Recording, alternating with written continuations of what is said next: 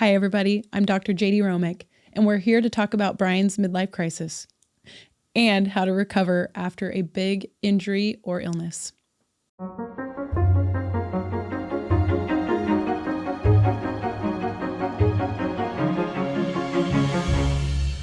Welcome back, everybody, to George Fox Talks Body. I'm Dr. Jaydee Romick, and I'm here with my guest, Brian Doak, the Vice President of George Fox Digital. So we are colleagues, but we also share another bond. So as humans, we're always in the pursuit of optimal health and wellness, happiness, joy, but none of us are free from injury, illness, things that happen that take us out of our normal day-to-day. And Brian's allowed me to share with him and share with you all some of his story as I was his physical therapist. So he came to me through George Fox Clinic and had a pretty significant injury that could have altered the course of his life. Speaking of the day-to-day, I feel like I'm underdressed for this. For those who are only listening, I guess you can see. I just thought I'd dress down. You look like cool doctor, though. You're a cool doctor. I would 1,000%. I would rather be wearing sweatpants and a hoodie, curled up on this chair, legs crossed, just chilling, ponytail. No, it's very professional. Yeah. But I'm your patient here. Yeah. Yeah. In the year 2011, 2012, I think actually 2012, when I had just lived here for not even a year, I was playing a softball game on behalf of George Fox University. Oh no. And this is going to get bad, just warning. And I was playing in the outfield, and it was the first pitch of the game. And the grass was wet. It was a beautiful night. This is in Newburgh at the fields up by Crater Elementary. Mm-hmm. And the guy hits the ball. And I'm like, hey, that ball is coming toward me. So I took a step forward. And then I was like, you're a former softball player, right? I actually played center field. You play? Yeah, okay. So I get Let's you. Go. I'm tracking right now. So I'm like, hey, the ball's coming toward me. You know, sometimes when someone hits a rocket, you're like, you can't tell immediately how far it's going to be. Yeah. So this guy hits the ball and I take a step forward. I'm like, oh, I should go forward and catch the ball. Then I'm like, oh, shoot. Oh, no. This ball is going to go over my head. So I pivot and immediately, like lightning, Jaydee, like this is the fastest thing that ever happened in my life. Like lightning, I slipped in the grass and shot my left arm out to catch myself. And I blacked out for like just a second. And it was like I was struck by lightning. That's the image that I'm going with here. It was like lightning. Like I was struck by lightning. And I was almost like, I was like paralyzed. I had basically stuck my arm down. This is gruesome to think about. And I fell so hard on my left arm from my feet and at whatever angle that my shoulder not only dislocated, but it dislocated so hard that my humerus, is that the bone that goes into the shoulder? The top bone of your arm, yep. My humerus, based on the angle and the way I put my hand on the ground to catch myself, which was a very natural reaction, I guess, jammed up into my shoulder and severely fractured the inside of my shoulder socket, which is called a Hills-Sachs fracture. Yes. And I had no idea what happened to me. I was taken to the emergency room. I was white as a ghost. Everyone was like, what happened? I could feel that there was this mushy gap. Yeah. And I like literally, this is what I thought. This is so dumb. I was like, did my arm just break off? Did I lose my bone? In a way. Kind of did break off, yeah. So when I got to the emergency room, though, the first question they asked me that I remember, the person there, you know how they like triage you? Yeah. She goes, do you feel like you're about to faint? And I said, no. And then I totally did. And then, these are some details that I actually didn't get in your evaluation. Yeah. And so the whole thing was just a disaster. They actually couldn't figure out what was even wrong with my arm. Wow. Because it was so severely dislocated. They were like, did you snap your arm off? You're making a face as though you think, why would they think that? Like, have they never seen a dislocation before? That's what I was thinking. So they take me in. The x-ray person, they were so sweet, but it's like, try to get your arm into the position to get it x-rayed when every centimeter of movement was like nearly making me pass out. Excruciating, yeah. Then they put me under. The people were so sweet. They were wonderful. They had to put me under with propofol, my first time I'd ever been under, which was actually kind of lovely in its own way. It's a good time to take some of the pain away. And anyway, they had trouble. They almost couldn't get it back in. Oh. They almost had to go into surgery to get it back in.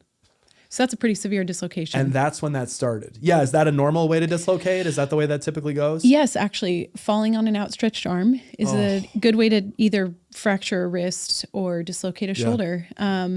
And it's so natural though that you would shoot your arm up, but that's not what you should do. it is. No, you I mean, should you do that? Yes, it doesn't guarantee dislocation every time, but it is a natural human reaction. Yeah. And fractures and dislocations, they're a way of also protecting some of our more vital structures in our body. So as painful as they are, it's better than puncturing a vital organ or something of the sort. That makes a lot of sense. So I went through and then I went about 10 years and did nothing. And then during the pandemic, so the odds of redislocating, if anybody's out there vibing with this, like you've dislocated, it's about a 50-50 chance, they said, that you'll redislocate. I didn't do it for almost 10 years. I was like, this is healed. It kind of got, that process was not the problem in a way. Mm-hmm. Every time I drove past, I want to pick up this story, but I want to ask you about this as a physical therapist. Okay. Every time I drove past the emergency room, still today, even just saying that phrase, I just cringe. I just cringe. My whole body cringes. Yeah, that trauma is very real. Does that happen to people? All the time. Yeah. Driving past sites of accidents. I felt kind of like a freak, like maybe I should get over it or something. Absolutely not. That's a very real experience. People that go to the site of their accident or their injury, or really some can't go back to those sites because that, and I know we'll get into this some, is such a triggering and visceral response, because the course of your life and your life trajectory sometimes can be altered immensely by that moment. Some people define themselves when those injuries happen. Some people identify as victims when those moments happen. And not saying there's anything wrong with that. I'm just saying it is life altering. It happens when that stuff happens. And you're saying it happens, and there's a variety of reactions a person could have. Yeah. Including feeling like, and I won't say it was the kind of thing like I couldn't function or I'd have to pull over my car. Yeah. But it's like looking at it, and even the word, like there's a word associated with it. It's the word fracture. Just that word fracture. Yeah. And the surgery that I'll tell you about, which you know about in a minute, was at a place called the Fracture Clinic. I just hated that word. Like Orthopedic and Fracture Clinic. Fracture Clinic. Beaverton, shout out. Yes. What a great crew over there. Love them. But so I went like 9 years though. And just aside from the cringing at the ER, Providence ER in Newburgh, wonderful people, but I cringe when I see it. Yeah. Aside from that, I thought I was going to be fine. And then I redislocated it playing with my kids in the pool during the pandemic. And I was like, no. Ended up talking to a doctor about it who's a family friend. Yeah. And he was like, dude, if you're out backpacking like you like to do and you do this out in the backcountry, you could legit like end up dying because of something like this. You can't have that happen. Yeah. He's like, look, and he's a doctor. He's an anesthesiologist. He's been an ER doctor. He's like very bullish on the medical establishment. He's like, go in, just get the surgery. It's great. Yeah. And honestly, it kind of kicked something in me. I was like, I should ask. I should go. And they did all the MRIs, the X-rays. MRIs, that's another traumatizing experience. Those things are scary. Another example of them asking me, are you claustrophobic? No. I go in there. I'm like, I'm this is really, I should not have opened my eyes. Clicking. Here's a tip. I'll give a tip for free, which is amateur tip. For free. You do an MRI, just shut your eyes. Do not open your eyes in the MRI tube. Take a nap. Don't do it.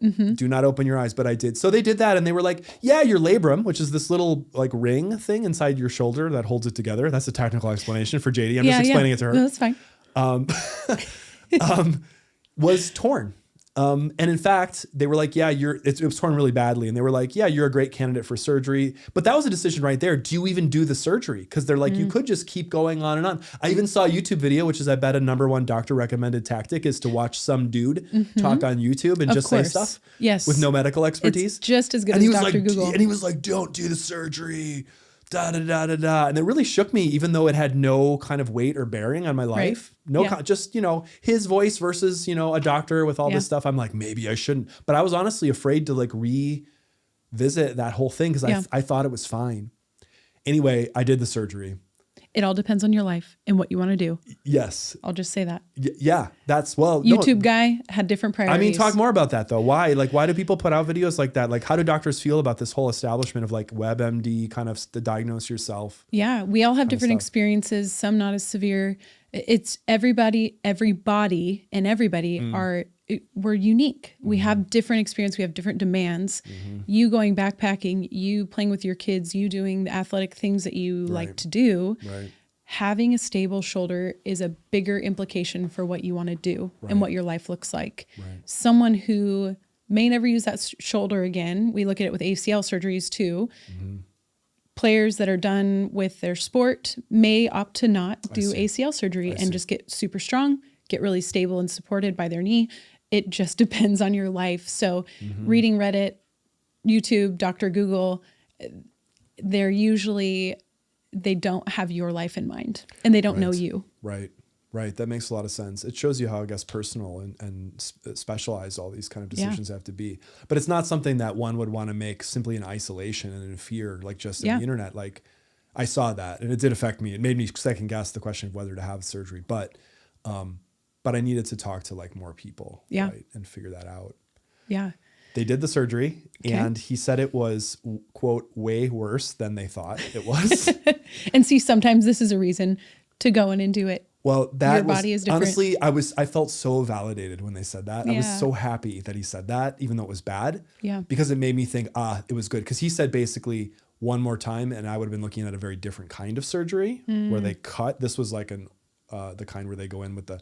I actually, by the way, I watched a video of that type of surgery. I think that was a mistake. Yeah, because I saw it. It's not for the faint of heart. It was after I got it. I watched it, and I was like, I wish I hadn't seen that. Orthopedic surgeries can be very violent. Okay, why? There was like a lot of like water and fluid flying around. Why were they doing that? You'd have to probably talk to a surgeon about it. I don't even want to see It's probably that. saline to clear the area in a sterile and sanitary way. And it looked like it had this feeling. This is something that actually came up during our physical therapy. I know that's the story we're kind of getting to here. We're building toward this, okay? This is hard to talk about. Build. But it's like, I remember you talking about the way that when you do physical therapy, it's also about emotions and body and life. It's not just like for surgeons who do these surgeries, it's like they're in a surgery factory. And yes, they see you as a human being and they're trying, but in a sense, they see you as a piece of meat, on a table. And those are my words, not your words. But like, that's the way they see it. And they have to, right? Because that's what they do. But watching the surgery, it made me very much feel like it was an alien procedure and that I was a piece of meat that they were just working on. And so, but he said it was way worse. He said 75% of it was like not even intact. Yeah. And that made me feel much better. But that's when the physical therapy started. I'd never done physical therapy before. I'd had actually bad experiences with physical therapy, not interpersonally, but I just felt like, I don't know how else to put this. I just felt like it didn't work. Yeah. But I never had something serious enough where there was something at stake. Yeah. And the first time I came in to do physical therapy with you, I was afraid. I was deeply afraid. Like, I felt really vulnerable and I felt really afraid. Like, is that a normal way to feel after a surgery to come in to something like that? Yeah. I could tell you talked quite a bit and I could tell there were nerves and it is a really normal thing for sure. You have to understand. I'm glad we don't have a video of that experience. No, I would be too cringy. It was also great because I see it all the time. And it's where people come in with this uncertainty. And I will say not everybody comes in to PT. And I think that is a huge bummer because if they've had a negative experience in the past with anything, it shapes the way they see things. So I commend you for coming in, even though you had a previous experience that was negative, because movement is the thing that gets you better. And I see so often when people come in at their lowest, they're seeing this new injury as a defining moment in their lives. Right. And you can either go one of two directions. You can reinvent the athlete that you want to be in life, and you can work on that definition of yourself, or you can become a victim to your circumstance and allow it to control you and kind of put you in a prison of, I used to be this and now I can't do it anymore. And I see those two paths often, and the ones that choose to come to PT and follow through and put in the work get better. And they have this kind of elation of, I couldn't do this 2 weeks ago. I couldn't do this 2 months ago. They trust the process. They put in the work and they're consistent.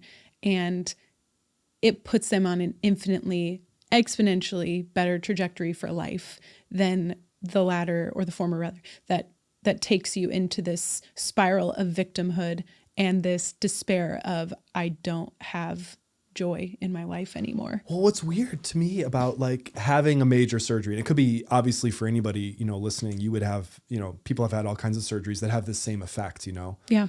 And the surgery I had was actually a pretty common surgery too, whatever it's technically called, to repair the torn labrum and stabilize the shoulder and repair the fracture on the inside, whatever they do. But like the first night at home, I was just despondent. Like, you can't sleep. It's the worst. The first night after surgery is there's unbearable. And I know that there's this whole kind of societal thing about like chronic pain, like people who just feel pain, but it wasn't quite chronic pain like this was something I knew what it was. But there's this sense, even if you know what the pain is, I would think even much weirder and worse if you can't figure out what it is. There's this odd sense in the bed there at night where I'm like, this is just my life now. Yeah. Like I will never improve. And it's dark, my dog actually came up and jumped on the bed with me. We don't allow our dog in the bed, but I slept in a spare bedroom. Yeah. Because I didn't want to bother my wife and all this kind of stuff. And so we let the dog up on that bed, and it was like so comforting that the dog was there. That the dog actually helps tremendously. It's the only time he's actually like helped me in any way.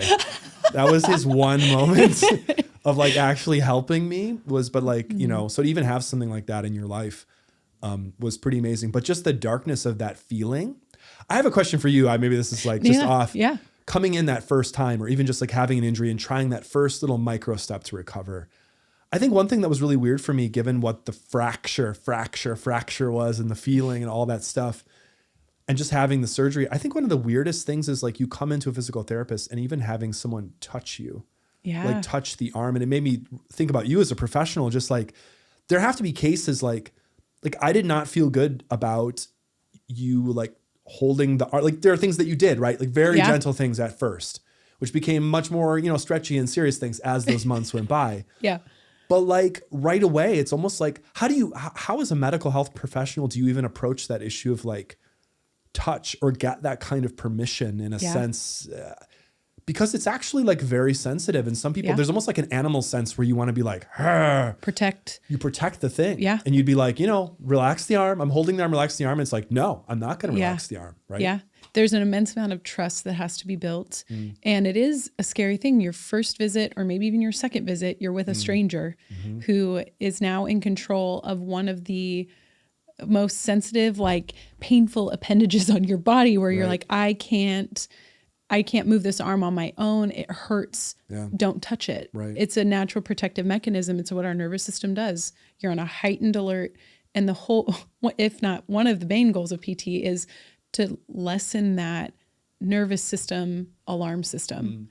It's made to protect us. It's made to put us on alert. But if we keep it on alert, which is sometimes what happens with chronic pain, is you have this heightened sense of protection or this trauma or this experience that keeps that nervous system alarm system so high that movement helps lower that.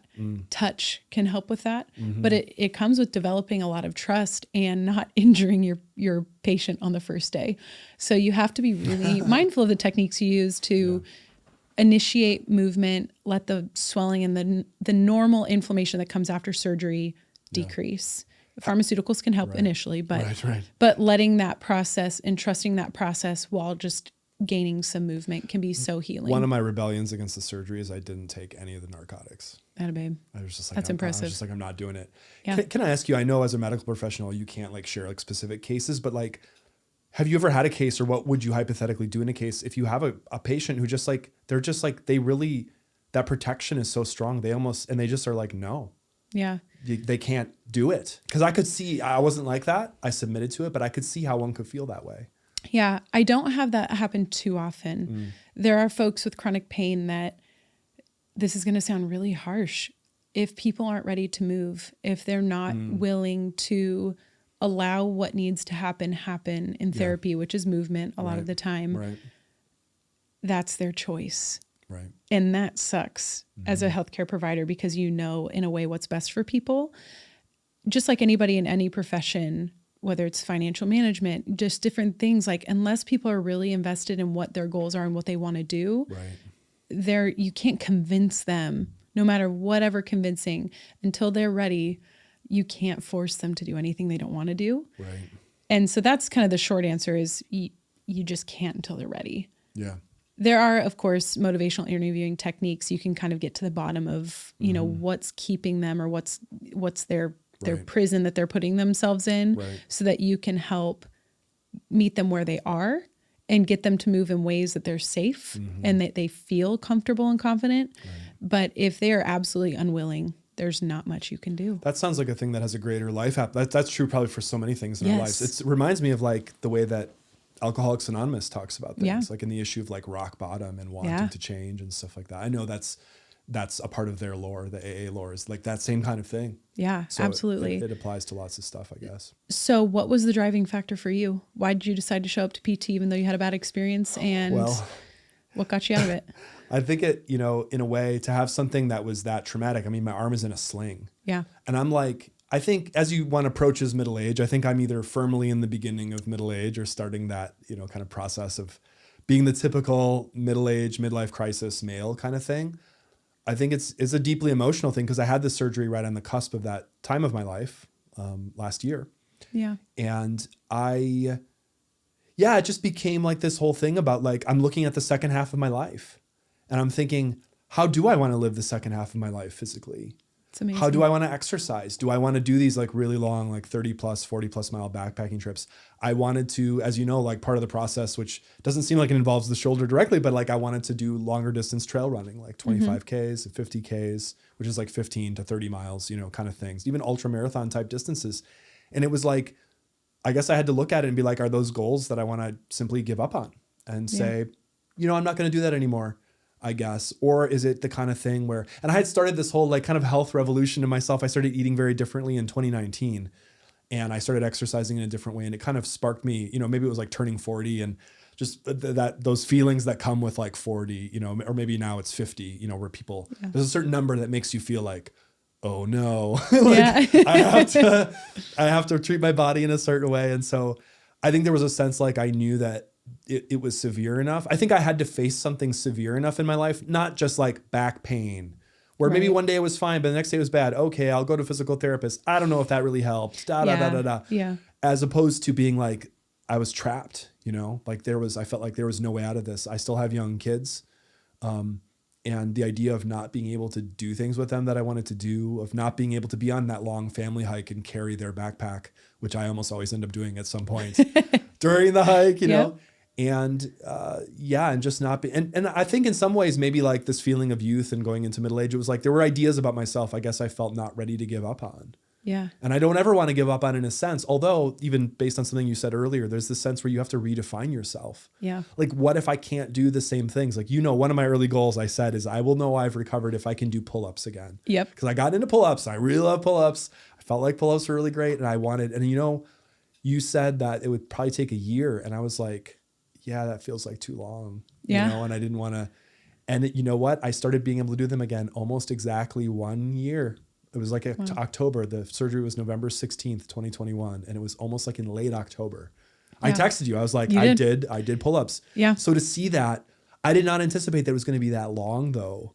But I felt inspired to continue with it precisely because I could see movement. The shoulder felt this way this week, but then the next time it felt this way. Right. And some of the things really worked. And it was like you said, motion, like actually, I think that's counterintuitive though. And that's something I learned from you is like, something hurts, don't move it. Yeah. Okay, something hurts. Yes, the wrong kind of movement could obviously be bad. Yeah. Or too much. But to actually move something that hurts, a little bit counterintuitive, but I thought that's a great process. It's amazing. And if there was one message I had for people as a physical therapist, it would be, if you have pain, I mean, granted, I don't want you, like, you have your acute injury, you fall, dislocate your shoulder, just move, you'll feel better. No, it has to be the right context. Yeah. If you have pain or lingering something, do something about it so that you can move again. Mm-hmm. Don't become defined by this new body that you have, because the body adapts, the body responds to load, it responds to the forces that are on it throughout the day. Yeah. If you put good forces through your body and you start moving again, the changes won't be just felt, but it'll be kind of this, what's the word I'm looking for? This your emotions, like your mental state, everything will be elevated with it. Like it's almost like this transcendence. I think that's the word I'm looking for. Wow. And this out of body experience where you'll become something you didn't think you could again. Oh my gosh. And it's like elation. Yes. When you get back to that. Yeah. Transcendence. That's the way emotions, I appreciated not only on our first appointment where I was obviously nervous, but just throughout, even just listening to someone talk. I would imagine like back in the 1950s or whenever physical therapy was invented, there probably wasn't a big emphasis on like listening to people. No. Or letting your entire experience be a part of that. Absolutely. And I think I'm a very gut level kind of person, a very emotional kind of person. And I think even in ways that I don't understand. Let me tell you about a weird experience I had even recently that maybe you could reflect on in terms of that emotional thing. So how do I tell this story? Like a couple months ago, I had this experience where, there were just things going on in my life that I felt very upset about. And I went on this long walk with my wife, walking our dog. And I don't know how else to explain it except to say it was just like a low level mental breakdown. I was just so upset. I was very viscerally upset about legitimate things, real things. And I was appreciative to have someone to talk to and just to kind of work through this. And I'm still, processing some things about all this stuff. But one thing that my wife brought up that was super fascinating that I totally didn't realize, this like breakdown I'm describing, it occurred on the exact 1-year anniversary of the surgery. Oh, wow. On November 16th. And she was like, I wonder if that plays some role just in that heightened emotional state. Yeah. On that exact day. A day that was really important to me as a transition in my body and the surgery. And I thought about it and I was like, it was like almost like I didn't want to take away from the experience I was having by attributing it to feeling some kind of weird memory of this other thing. But then again, I thought, well, it's also kind of honoring to the experience too, to realize that, to have like these anniversaries, and I could imagine if somebody had heart surgery or something much more serious, to have like that anniversary of that thing, especially if it was something where you were rushed to a hospital, say with a heart problem. And, the day that comes up again, just like the grief or trauma that comes on a day when a loved one had passed away or something, you remember that. Yeah. And even if you don't remember it, maybe in your mind, it's kind of almost like mystical, but I wondered like, did my body just like somehow remember that? Yeah. Like that actual day and that feeling, like, is that a common experience to have? Or like what kind of, I don't know, talk about that. It is, it's funny. You bring up, somebody who had a heart incident that's more serious than mine, or, whatever the case, you can't compare severity. You can't compare, one injury to another because those are significant in your life. There's a book and I recommend it to a lot of people. It's called The Body Keeps a Score. Oh yeah. And it does talk about New York Times bestseller for lots of weeks during the pandemic in particular. People were into it. It's really great. And so many people can relate to the story of something in your life going wrong, whether it's a divorce, a loss of a loved one, a loss of an ability, or a moment in your life where you thought everything is different now and something monumental has changed who you are. That date, that environment, where you are, the time of year, it is valid. So I'm not surprised that happened. Of course, having other things can contribute to that. If you have other significant moments in your life, it sounds like there's some other things going on for you too. Yeah, clearly real things, but like to add that weight of it and to realize that it corresponded with that. Right. It's like, that can't play no role at all. I don't think it's... It has to play some role. Right. I don't think it's coincidence. And I firmly believe that the body does keep a score. And I think we do have this emotional, traumatic experience that can trigger that spot in our brain to when this moment happened a year ago or 2 years ago. The grieving process, the rehab process, the recovery process looks so different for everybody. Yeah. And if that 1 year mark was so monumental, or if that 2 year mark was so monumental for you, there's a lot of weight surrounding it. Right. There's a lot of buildup. There's a lot of mental energy focused on that. So I absolutely think that it can pertain to that. And I do see it with other patients. I think for me, in summary, it was the first time in my life really when I felt like my body seriously broke down. Yeah. And it had just never broken down. I'd been an athlete in all 4 sports all throughout high school and not really so much in college, but I kept that kind of ethos alive. And even with the running and stuff, I'm still trying to like live into that. And it was the first time of just like a serious breakdown. And so those come with thoughts of just death and change. And I imagine too, like one of the deep questions, if you have chronic pain or some major injury and it's like, you can't get over it. It's like, you wonder in like very deep emotional ways, like, am I ever even going to be happy again? Yeah. Will I even be able to do the things I used to do that I associate with happiness? Absolutely. Because it's not just like happiness, like this Zen state inside your mind. It's this total picture of your life. Right. Like, are you happy in your life right now? So what keeps you there? Like what keeps you day after day trying to get back to that homeostasis or that place of peace. I wonder if in some ways it's not a totally, maybe not a totally mature process. Like in a sense, it's still this like male macho, like get back to where I was and like be what I was. And now That's okay. like last year I ran 2 25K races. Yes, it was really you did. fun. And now I'm trying to do 3 50Ks and 20. So it's like, you can see I'm doing this thing of like, I'm going to pretend like this never happened. I'm going to even do more. Bury it. Yeah. I'm going to bury it deeper inside of me. But eventually even that, right? Like that's going to break down. And even training for these 50Ks, I'm realizing like, oh, there'll be a time when I will run my last run. It might not be when I'm 43 or 53 or 73, but it will happen. I thought that just the other day, like, and I didn't feel sad, but I thought, yeah, that's like every day of your life. You're like one step closer to that. Right. Wow. And that's true for everybody. And so I think there's still something that has to come in my life that I'm just not there yet in terms of like not trying to fight it by even more ridiculous things, but just accepting, like you say, this idea of redefining. And I imagine for major athletes who, you know, like we saw nationally, there was a football player in the Bills who had that heart failure on the field, Damar Hamlin. And, you know, like regardless of whether he returns to football, like he's going to have to redefine his entire life. Yeah. Especially if he doesn't go back to football, right? Like life becomes bigger and about something else. And so I think I'm just on that journey as a middle-aged person to like think, okay, my kids are going to grow up. My marriage will be different. I can't have all the things I used to have. I can't even do all the things I used to do. Yeah. Just in general, not even with the shoulder. The shoulder is almost like fully recovered, I would say, like 99%. Yeah. But it'll be something else, right? What's that bigger thing for you? I think it's probably, I don't know. I'm still very much on the journey. I'm exploring. I think it might be, you know, rather than like being on this like achievement treadmill in life, it might be like just bigger questions of meaning or realizing that like finding some way to actually give back with a focus on other people, not just building. I mean, this is the mythology of the midlife crisis is that one kind of gets certain skills and then you build, acquire. I get the house, I get the wife, I get the kids, I get the stuff. Right. And then the breakdown is this moment where you're like, I can't keep building anymore.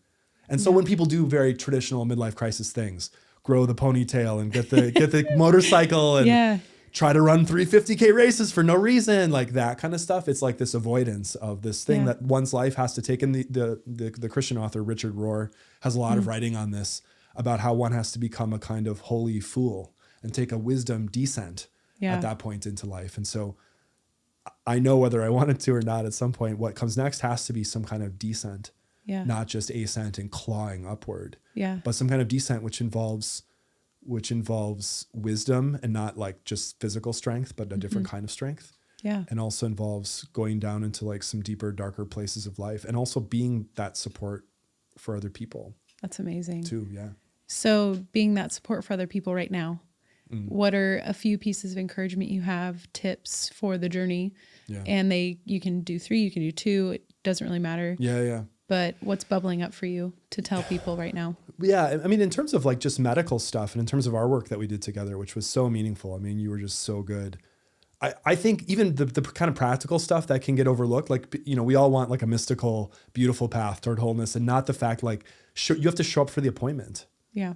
And, you know, you had homework for me between the times, which sometimes I didn't do it to the full extent, but every time I didn't, I felt guilty and I tried the next time to come back. And I think it's always about going from wherever you are, which was very much what you encouraged during that healing process. Is like, you gotta go from where you are. And so I think that, you know, I had to really ask myself, like, what is it that I'm trying to do and what do I want? And then actually aligning. So in other words, maybe like aligning my actual values with my actions. Yeah. Sometimes we say we have values and then the things we do are totally opposite our values that we state. So it's like, well, was I wrong about my values or do I need to get my actions in line? Right. But it's at some point, those things have to come in line. So to organize your actions and your values around that process of healing, like to actually do it. Yeah. Number one.